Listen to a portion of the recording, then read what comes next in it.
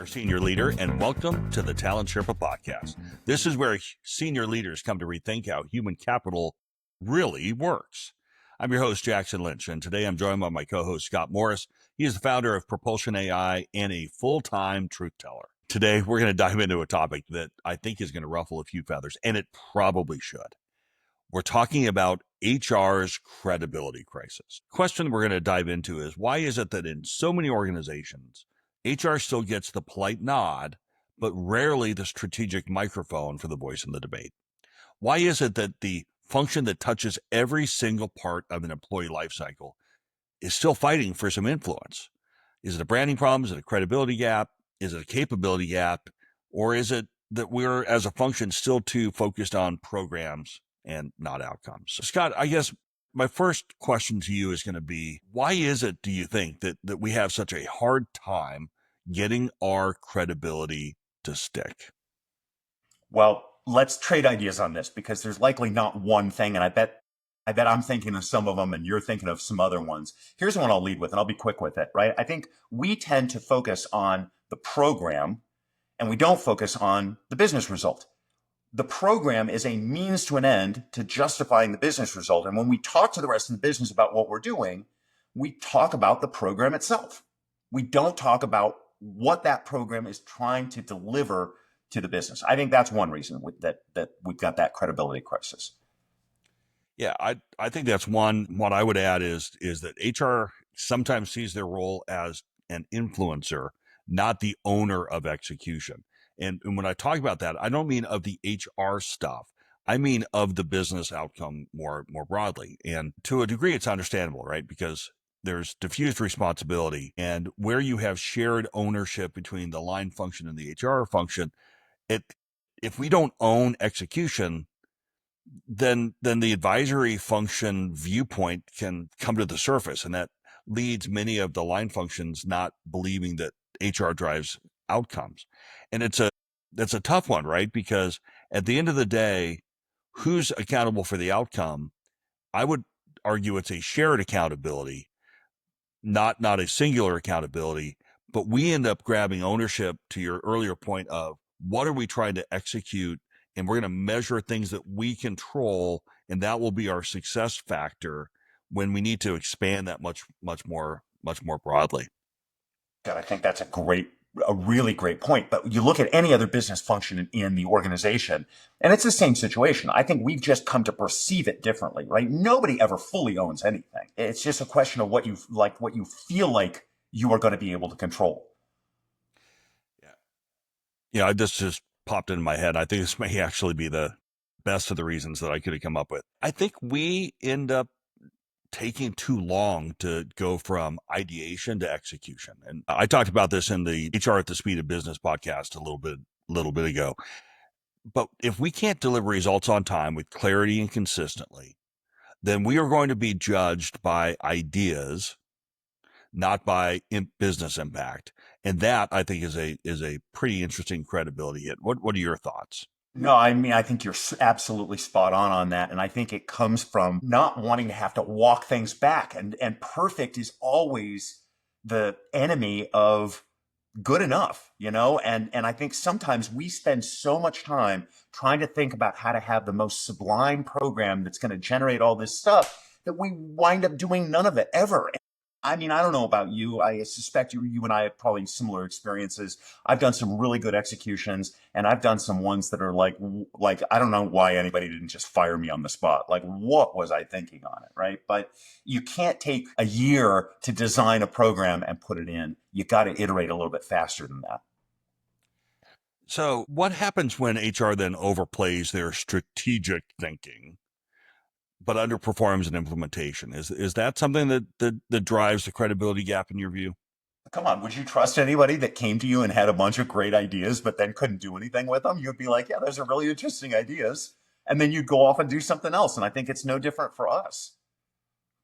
Let me build on that for a second, Scott. The short answer is no. No one would ever entrust you with the keys to the car if they don't know where you're going to drive and that you're going to kind of avoid all of the potholes in the road. But part of this is we talk as an HR community broadly about We want to be strategic. And I don't think we fully appreciate what that means. So let me throw up a possible definition, and I'd love you to poke holes in it. I think strategy is less to do with giving great ideas and thinking broadly and vision decks and strategy decks and statements and all that stuff. At the end of the day, our job is to look at the business through a talent lens. We should be able to anticipate outcomes, figure out the root cause of why we've reached that conclusion, and then prescribe actions. Those actions could be how to make sure that what we want to have happen happens, or to the contrary, if we don't want it to happen, what do we do differently to change the outcome? It's that moment of picking which tactic to utilize to to address the root cause. That is the strategic moment. But it's a very short moment. And in my view, and hang with me, this is going to take a second. In my view, we have a lifetime of experience, which gives us access to some really cool tactics that we can apply. And in any given strategic moment, we may have 5 or 6 that apply. What separates a great versus good CHRO is the ability to figure out of those 5 or 6 tactics, which is the one that will have the best impact in this moment. In my view, that is strategic HR. It's very, very, very narrow. And on the other side of that, it then is about execution. I'll ground this a little bit. I have a sales revenue problem. I could have a leadership intervention. I could have a compensation intervention. I could have a training intervention. So let's pretend that I've decided that what we really have here is a sales compensation issue. I then need to immediately move from that strategic assessment into the tactics that I've used to drive progress against that gap.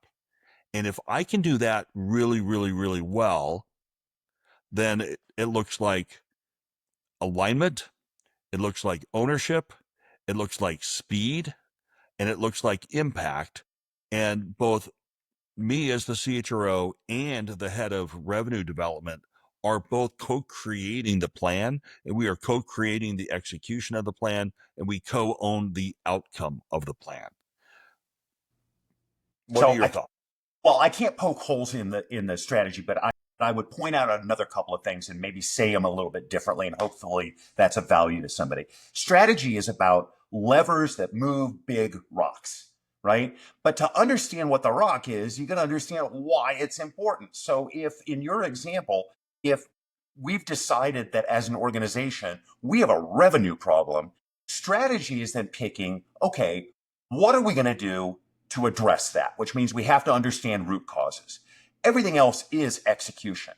There's like, I think we get caught up in strategy's good and tactics are bad and you don't want to be tactical. And I think that's a bunch of baloney thinking, right? They are both co-equally important and we have to get really good in HR at doing both. So picking the what, why do we have that revenue problem? Well, are people not clear about X? Great. Clarity problem. If we fix the clarity problem, will that directly line up to a revenue change? And if so, how much? And if we answer that set of questions and we say, yeah, that's great, we just picked strategy. We're going to do this so that we do that, which is, I know words that I've learned from you that I like, right? Everything else is now, what's the tactical plan to go get that to happen? And what's the shortest time frame that we can make it happen in should be our quest. Yeah, no doubt. And yet we don't always do that effectively. Don't. So the question is, I try to say that as kindly as I could. So where exactly is HR breaking down in its ability to execute in your view? Well, I think one is over planning, right? And you and I are both fans of the agile methodology, identifying what can we do now, starting to do it, and having in place from the very beginning ways of understanding, is what we're doing working or is it not working? And so that means that we've got to take a big problem and we've got to break it down into smaller problems, and we've got to start experimenting with those smaller problems. But, a lot of people I think are afraid to build the plane as they fly it because they don't know they can't see the path to conclusion. And in some cases, like going to the moon, you don't send somebody to the moon if you don't know how to get them back. But you can start a leadership development program with some smaller components, and then ask yourself, do we have reliable data that suggests this is working for us or not working for us? I think that's one of the reasons that we don't execute well, is we're trying to do big plans rather than collected groups of smaller plans. So I have a theory on why that is. And we have grown up as a function with parts of our jobs that must be dead ass perfect. Like, you cannot screw up compliance Hey, checks. You cannot screw up people's pay. right. You cannot screw up any sort of EO 100. Oh, I just went way back into my a bag of bad memories. Of course, you can't screw those things up. And then we've taken that same thing, we've applied it more broadly. And there are places where, in fact, it is okay if execution is messy. As long as strategy is clear and you're making fast decisions and you're moving forward, we have to be really, really comfortable that sometimes when we are executing, it's going to be a little bit of chaos.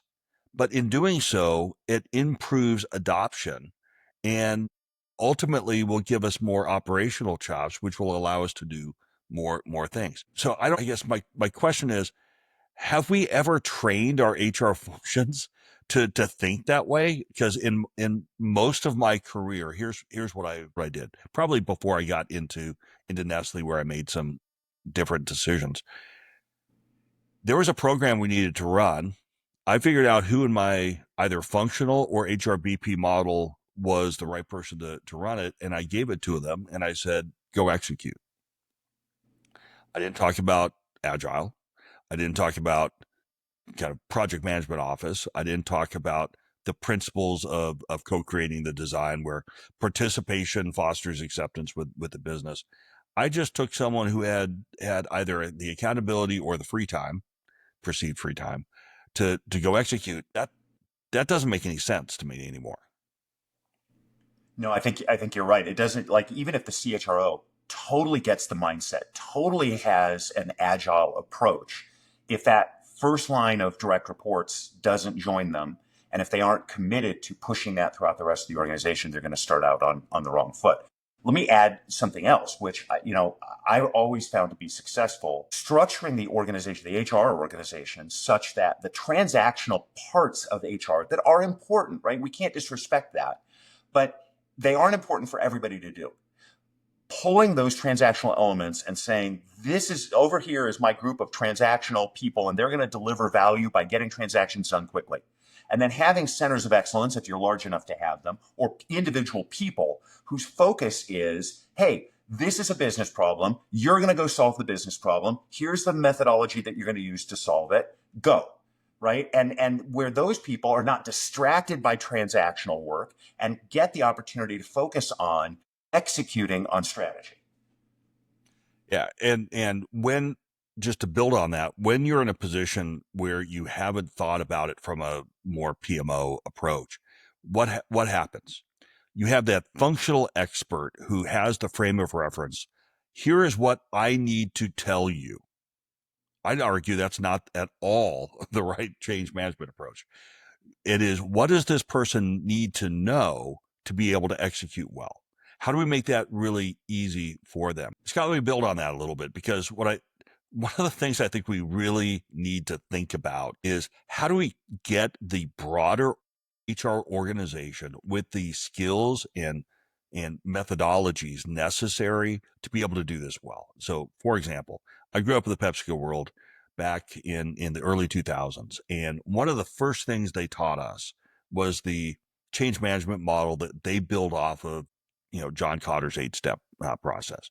And so you had a common language around how do you create the guiding coalition, and how do you set things up for early wins, and how do you develop the burning platform, and ultimately all the way down to how do you make it stick. And when you have everyone that's a part of that conversation, you at least are now basing it off of a common language and methodology that you go put in place. What I found after PepsiCo is it was more hit or miss as to whether someone had that level of training. And so as the CHRO, I needed to step in and make sure that there was a thought about how do you identify and manage stakeholders through a major change?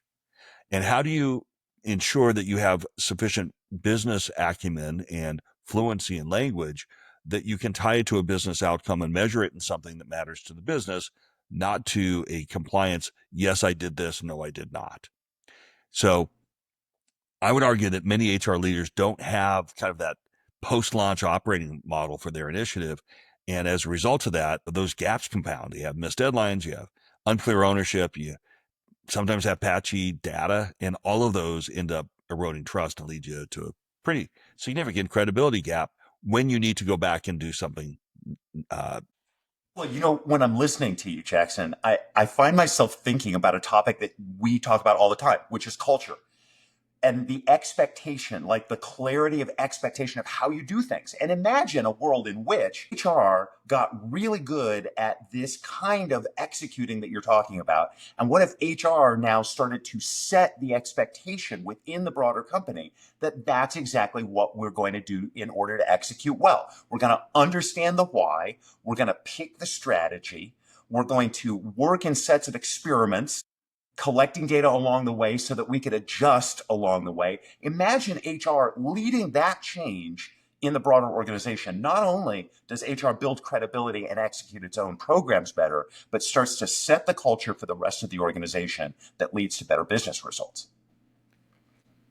don't you think, though, that there's at least some part of the HR community that thinks that they can't be both agile and rigorous at the I, same time? it's a bad assumption, but yes, I think you've got your finger on it. You think, Talk to me Paul, do you more. think it's true? No, I think it's an awful assumption. You absolutely have to do both. And you do that with a couple different ways. One, you separate those things that need to be perfect from those things where you can be messy, and you are perfect in the things you have to be perfect. We just expand that across everything, and that's unnecessary. It's a much smaller piece of the overall pie. And then second, I would tell you that operational excellence enables agility.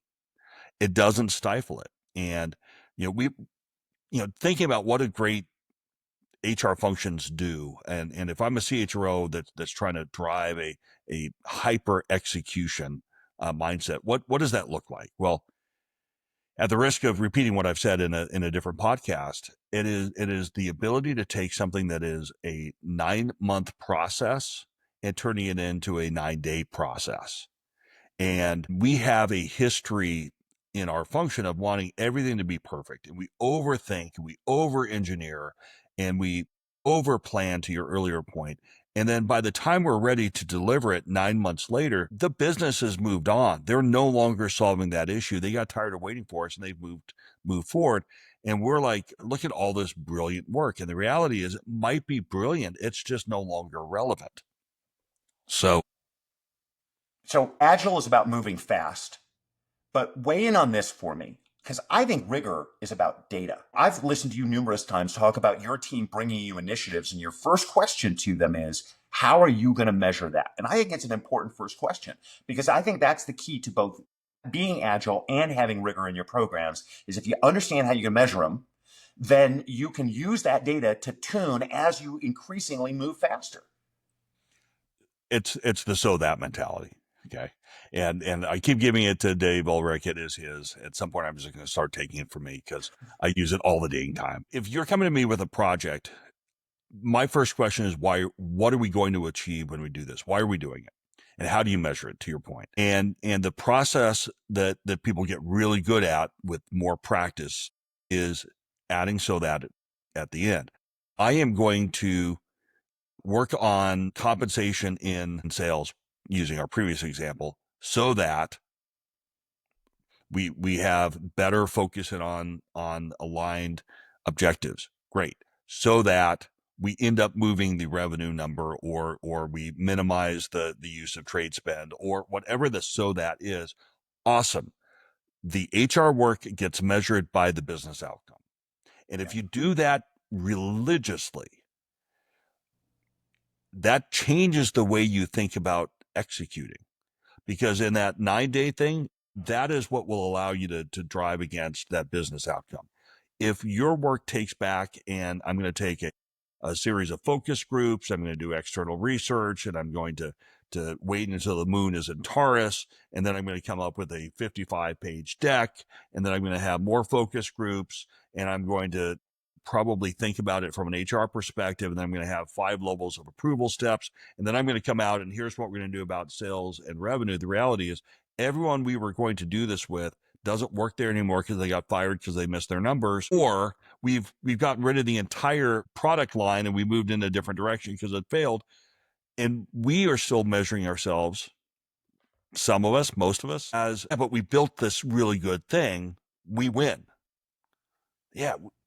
No, you don't. We lose because we is not defined as HR. We is defined as the business you're trying to outcomes.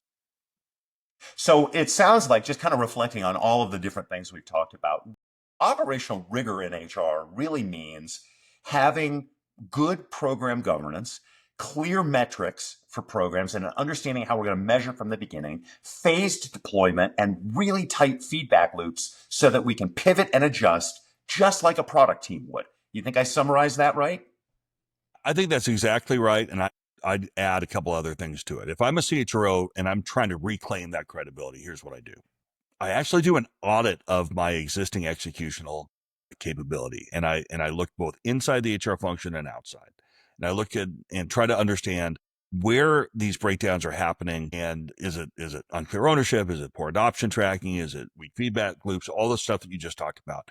I actually audit it, and that becomes one of the most important things I go work on, because if you can, as an HR leader, become an executional animal, you will have credibility within the organization. And the first thing you need to do in the 12-step program and in business broadly is to admit that you have a problem. And the way you admit you have a problem is by doing that kind of executional capability audit. The second thing I would do is I would build executional playbooks. Any HR initiative has got to be treated like a business rollout. It is complete with sequencing, with role clarity, with contingency planning. Do your pre-mortems. Make sure that you have a stakeholder management plan. There are all sorts of really good models that are out there. I like the Cotter model. I think Daryl Cotter, The Business at the Speed of Change, is a great book to read. I think that is good. You can do things your own way, but there's a virtual library out there that you could draw on, but you got to have something that is built into that. Third thing, and I was working with a client of mine last week on, as she's setting up her new organization as part of a carve out. She has a very short window to put the pieces in place that will allow her to be successful. One of her first decisions, and in fact, she used her golden ticket to violate the where people have to work and kind of what their experience was. She used it for a PMO stand up. And I'm like, that is exactly the right thing to go do. Because if you have everything we do is around execution, you need to have someone in there that has formalized execution support and is good at making those things happen. You don't just leave that to management for people who have not been trained on it, or junior teams. And then the very final thing that I would do is I would train HRBPs and line leaders in kind of the operational excellence, those delivery disciplines, whether it's change management, agile, process design. That entire skill set needs to be elevated in order to make a material impact on our ability to execute, which again comes all the way back to where we started. What else would you add to my list that added to your list? Well, no, I mean, I think your list is great, and I actually think your list is really complete. I would make one observation for everybody listening, and we think about what's the future of HR. The things that we're talking about right now are being drawn from two disciplines. One of them is lean manufacturing, and the other is product.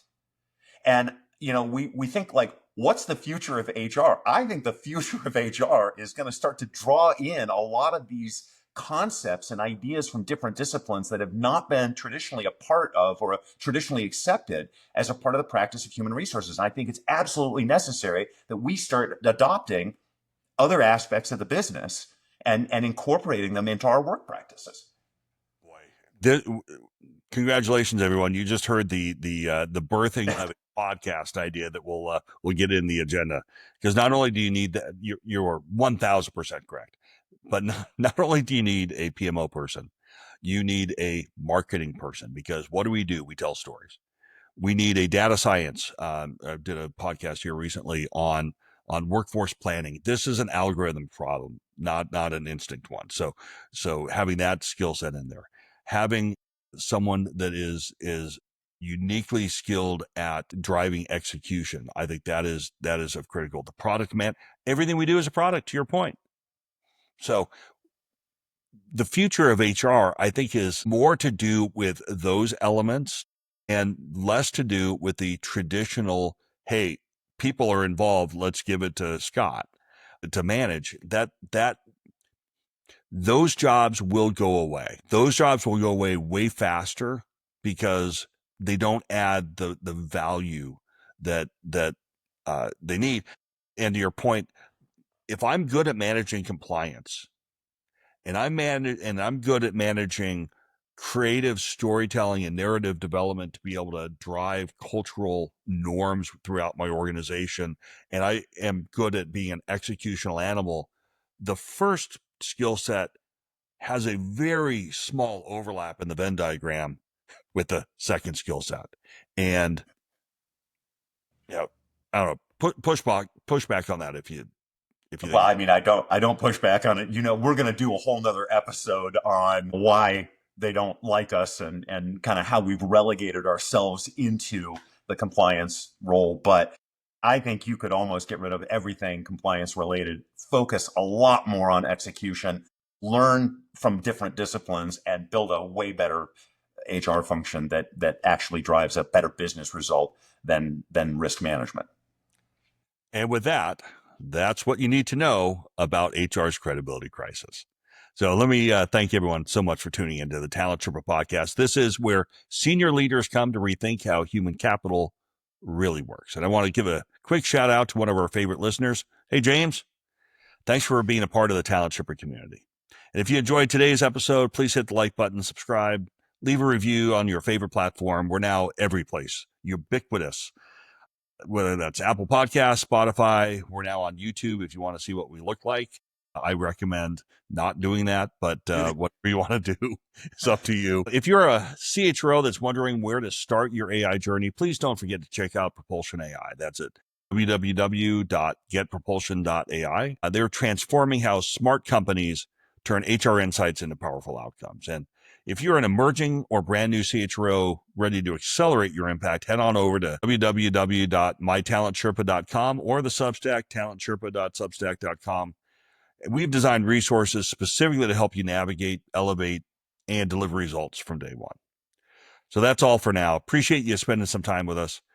And again, please share this with anyone that you think might add value. That's all of this is to give back to our community, and we appreciate you being along for our journey. Until next time, raise the bar, push the limits, and keep on climbing.